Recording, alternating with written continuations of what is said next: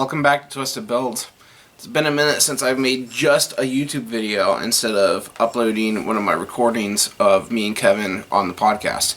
If you haven't watched a podcast or listened to it on any of the major podcasting platforms, I highly recommend it. We are having a blast. As far as the channel, I bring you all up to speed. The ones that have not been watching the podcast, I have 1,900 subscribers, so thank you everyone for subscribing and liking my videos. That has been awesome. I am very happy. I do want to bring out more YouTube content, so I'm going to work on bringing up the quality of my videos and bringing out more videos. Something, if you haven't watched the podcast, I am working through the Twisted Builds business on bringing a CAN bus logger and reverse engineering tool to market. I also plan on bringing training as well for use of that tool. I have purposely left a vehicle in my possession without reverse engineering them for the training, because my plan is to reverse engineer the bus messages on the training videos with you guys using my hardware and software that me and Sky Schmidt have developed. So shout out to Sky. So we're going to have two different products coming to market. One is going to be focused, that's going to be really budget friendly for the older CAN 2.0B networking. Those are going to be the ones that you're going to find most aftermarket ECUs run CAN 2.0B. You gotta get into like the latest and greatest probably Motec equipment to get into CAN FD. Most of your modern cars, we're talking 21 and newer, so that's like two years old now at the time of recording, are starting to come out with CAN FD, which is flexible data networks. They are far faster and they're a little bit more complex. Not terribly so, but they are more complex than the old 2.0B standard. So the first round of tooling that's going to be coming out is going to be for the 2.0B standard. That is going to be the cheapest tooling, and then we're going to come out with our logger setup, which is going to be able to log 3 networks at one time. It's going to have a PC interface. It's also going to be able to log standalone. The PC interface is going to be great for live debugging and live reverse engineering. More of that will be shown in the training videos I plan on selling with the products. Or you can buy the training separate, or you can buy the products separate if you know how to use them. Or, you know, vice versa, because like the products will come with an instruction manual, but if you want like video demonstrations of how I have personally reverse engineered some of these CAN messages for use in my own projects or automotive related business work, these products and this training is going to be right up your alley.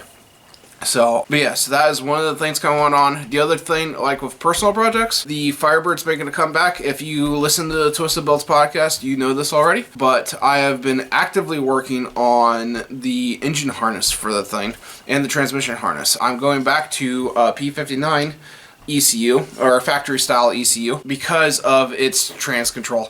I wanted to have, like, I did a Megasquirt 2 of trans control on that car at one point, which it worked pretty well, but I wanted to go back to one ECU type deal for both, and I just wanted to do it. It's just what I wanted to do. It's cheap, easy. I have all of the tuning support for it, and the way I'm making the harness is split. So I've got the engine side, and I've got the transmission, or I got the engine and transmission side, and then I've got the, like, to the firewall, and then from the firewall I've got out to the engine computer inside the car.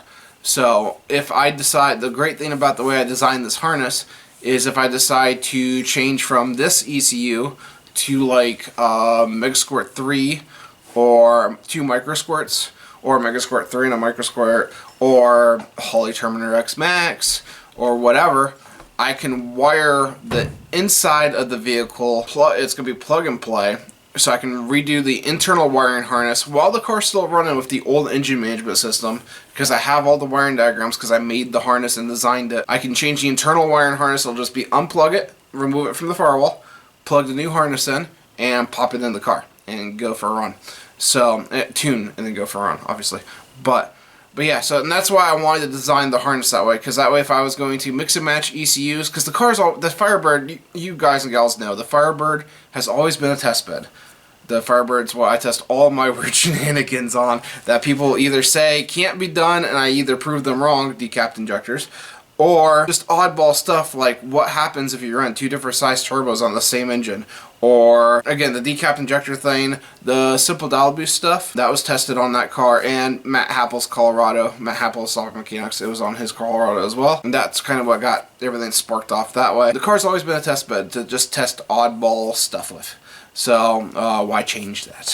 So, it's, like, I know those cars in value, if it was, relatively unmodified, have increased lately. I bought it for $700. I LS swapped it. I built the car when I had no money. I have a little bit more money now. Not a lot, but I do have a little bit more money.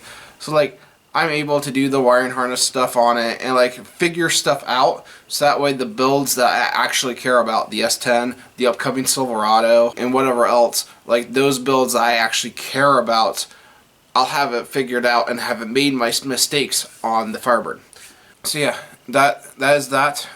This video is probably long enough as it is, so we're going to stop it there. I do plan on bringing more S10 progress when that happens. Right now it's been Firebird. I want to get the Firebird going, and then it's going to be a mix of S10 and Silverado. Silverado is going to get a 6.0 480E combo, which I already have. The 6.0 was a core engine that I've got to fix. Nothing terrible. For me. Then transmission was a core transmission. I was going to rebuild one anyway. If it was good or bad, it didn't matter, so build it to what I want. So, but yeah, that's what's going on with Twisted Builds. Thank you guys.